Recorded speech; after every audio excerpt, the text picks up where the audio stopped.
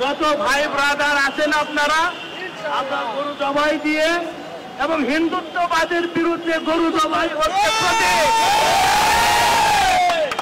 এই গরুর লড়াই দিয়ে আমরা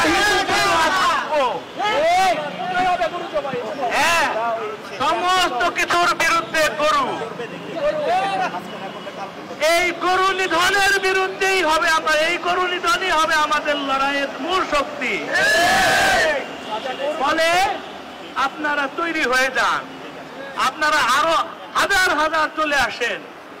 এত কম শক্তি নিয়ে আমরা এদেরকে লড়াই করতে পারবো? এরা তুচ্ছ শক্তি। আমাদের পিছনে তারা দাঁড়িয়ে আছে, এই দালাল, এগুলো হইতেছে ভাতের জন্য, রুটির জন্য দালালি করে। মাহফুজের বাপ বাংলাদেশের মুসলমানের আইকন ছিল আবুল মনসুর, আর তার পোলা হয়েছে ভারতের দালাল। তো এই দালালদেরকে শিক্ষা দেওয়ার জন্য আমরা যথেষ্ট। আমাদের আরো বড় লড়াই সামনে অপেক্ষা করছে। বাংলাদেশ এই 56,000 বর্গ মাইলের দেশ না, এইটা একটা কনসেন্ট্রেশন ক্যাম্প। পুরো পূর্বাঞ্চল বাংলাদেশে, এগুলো আপনারা মনে রাখবেন।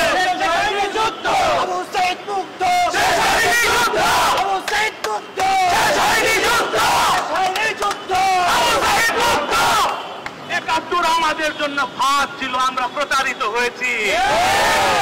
71-এ আমাদেরকে যুদ্ধ করায় ইন্ডিয়া আমাদেরকে কলোনি বানাইছে। এই সত্য আপনাদের জানতে হবে।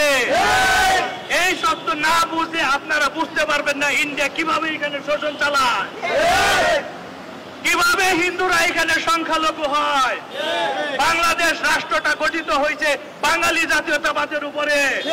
হিন্দু বাংলায় কথা বলে, আমিও বাংলায় কথা বলি, সে সংখ্যালঘু কিসে? 97% লোক হচ্ছে বাঙালি। হিন্দু কিভাবে সংখ্যালঘু হয়? ধর্মের ভিত্তিতে। সে ধর্মীয় রাজনীতি করতেছে, ধর্মীয় রাজনীতি করতেছি না, আমরা রাজনীতি করতে আসছি। ধর্ম আমাদের বিষয় না, আমাদের বিষয় বাংলাদেশ কে নিয়ন্ত্রণ করবে, ভারত নাকি বাংলাদেশের মানুষ?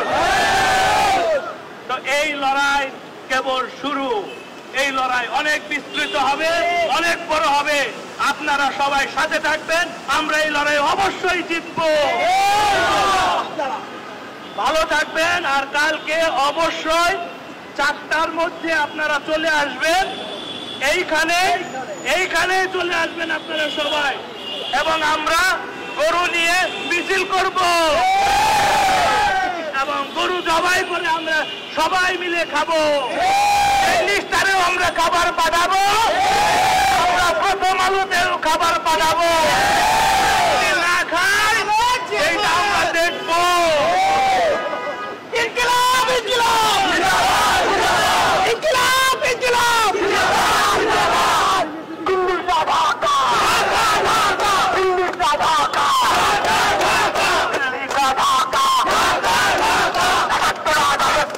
Let's go!